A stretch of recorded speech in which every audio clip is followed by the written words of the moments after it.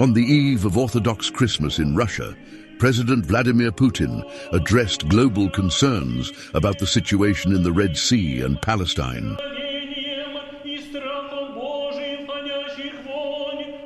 During discussions about the importance of family in fostering peace and unity in society, Putin highlighted the tensions in occupied Palestine. He urged caution among what he termed as globalists, advising against exacerbating issues in the Middle East through an unfair and inconsistent approach to the conflict between the Semitic communities. Despite pressures from YouTube regulators, the OMT News team remains dedicated to delivering accurate information.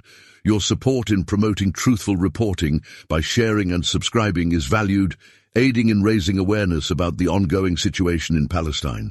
Putin cautioned that a continued lack of genuine assessment of the situation could lead to further devastating conflicts in the Middle East, impacting both the occupying force and the land appropriated from Palestinians. He urged Israel to pursue paths of peace and compassion to reduce the ongoing loss of lives and properties on both sides of the peninsula. He emphasized that escalating tensions in the Red Sea would not serve the interests of the occupying authority, further eroding trust and peace in the region. The Russian leader, who has taken a pragmatic stance since the crisis began, made these statements considering Yemen's anti-occupation activities in the Red Sea. Thus far, Yemen has refrained from targeting Russian ships, allowing cargo and oil vessels originating from Russia to evade any repercussions from Yemen's determined efforts to disrupt the occupation's economy. The majority of Russian ships transport oil to ports in East Asian countries such as India and China.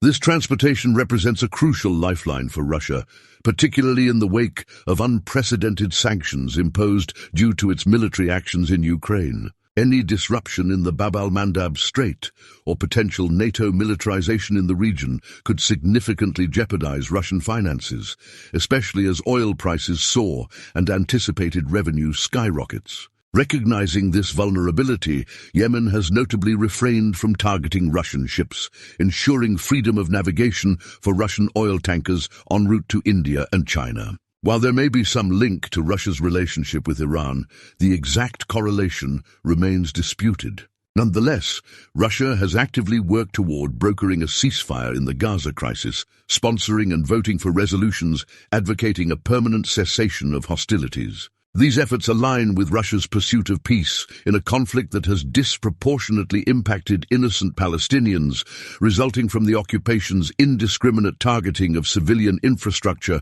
homes, and shelters through its military actions. Furthermore, Russia facilitated a meeting in Moscow between the political arm of the Palestinian resistance movement and Russia's international mission, reaffirming its genuine interest in seeking a just peace in the region as the successor of the Soviet Union.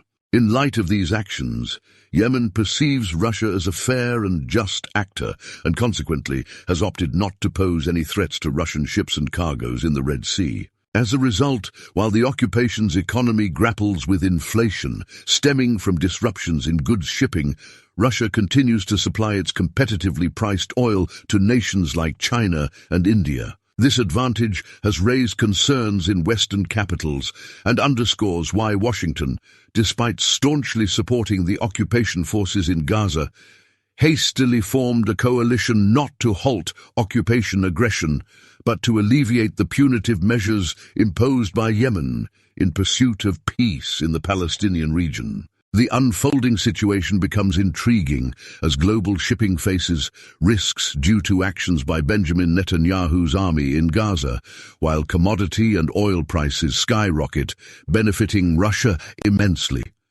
Conservative estimates suggest prices could reach remarkably high levels, offsetting the impact of Western sanctions on Russia. For example, predictions indicate that global oil prices could potentially double if disruptions occur in the Strait of Hormuz due to actions by Yemen's army. Dan Striven, Goldman Sachs's head of oil research, highlighted this likelihood during a televised interview, underscoring the impact of Yemeni initiatives such as the de facto blockade in the Red Sea and ongoing operations on cargoes. These actions, carried out in response to heightened tensions between occupying forces and those seeking freedom in Gaza, have raised concerns. Yemen's targeting of vessels associated with the occupation authority in occupied Palestine, in solidarity with the Palestinian cause, has sounded alarm bells. Striven noted that a month-long disruption in the Strait of Hormuz could trigger a 20% increase in prices, cautioning that prolonged interference might even double oil prices. While labeling this scenario as highly unlikely, several energy sector analysts have voiced similar concerns in recent weeks. The escalating attacks have compelled global shipping companies to reroute vessels away from the Red Sea, directing them around the Cape of Good Hope at the southern tip of Africa. This alternative route, which adds around 6,000 nautical miles to voyages between Asia and Europe or North America, unavoidably results in significant delays of up to a month and escalates shipping costs. The escalation could significantly impact occupied Palestine, potentially pressuring those advocating conflict to reconsider and seek a peaceful resolution to the crisis in Gaza. Furthermore, Russia's warning hints at the possibility of a perilous escalation closely linked to Iran's involvement. Russia's strong ties with Iran have played a pivotal role in advancing Iran's defense industries. While acknowledging the technological insights gained from captured American drones and unmanned vehicles, Russia remains a key contributor to Iran's technological advancements. This relationship, which flourished during the Ukrainian crisis, greatly influences the geopolitical dynamics in the Red Sea region. During the conflict in Ukraine, Iran proved instrumental by supplying much-needed drones when the conflict shifted into a technology-driven war. Russia faced a shortage of drones, particularly armed ones that were still in the developmental stages. Ukrainian forces, well equipped with effective Turkish and other Western drones, outmatched Russia. Iran stepped in, providing Russia with numerous Shahed drones. These cost-effective, easily producible and locally operable drones significantly altered the course of the conflict. They posed a substantial challenge to the well-armed Ukrainian forces supported by Western technology. This marked the first time the West acknowledged the superiority of Iranian-inspired technology, leading to considerable disruption in places like Kiev and a significant shift in the war's dynamics. This fraternal assistance solidified the relationship between the two countries, fostering a phase of multipolar cooperation primarily aimed at countering Western sanctions. To emphasize this newfound collaboration, Iran's leader recently visited Moscow, pledging close cooperation with the European country. Many speculated that the visit aimed to allay Russia's concerns regarding tensions in the Red Sea and its potential impact on Russia's ability to sell crude to Indian and Chinese refiners. Russia's concerns about the actions of occupation forces in Gaza also stem from the potential impact on its Muslim population. Although Islam is a minority religion in Russia, the country hosts Europe's largest Muslim population. Estimates suggest that Muslims in Russia number around 36 million, comprising roughly 22% of the total population. Sheikh Rawil Ghainaddin, one of Russia's Grand Muftis,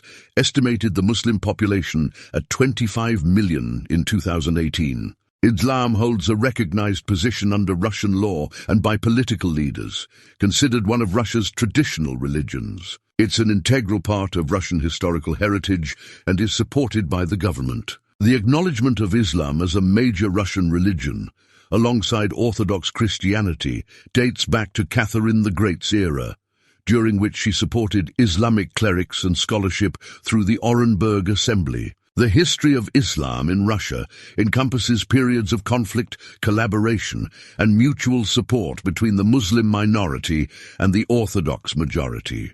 Given the careful attention paid to how Russia's actions in Gaza are perceived by Russian Muslims, the government has supported initiatives aimed at resolving the crisis permanently. This involves advocating for a two-state solution to bring peace and development to the peninsula. There's a perception, whether true or false, of America obstructing attempts for lasting peace in Palestine. Washington's apparent complicity, through its unwavering support for occupation forces in Gaza, is conspicuous. It's vital to raise awareness and foster informed discussions on this issue. Sharing this information and staying updated on Palestine's developments can contribute to a better understanding of the situation. Until the next update, let's hope for peace and stability in the region.